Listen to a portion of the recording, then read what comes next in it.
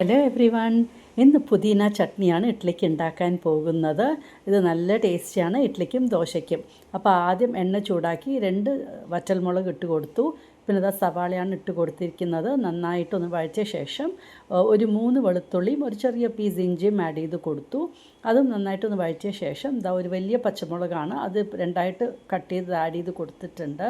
പച്ചമുളകും ഒന്നായ ശേഷം തക്കാളി, ഒരു വലിയ തക്കാളിയാണത്, അതും ആഡ് ചെയ്ത് കൊടുത്തു. നമുക്ക് നന്നായിട്ടൊന്ന് വഴറ്റി കൊടുക്കാം.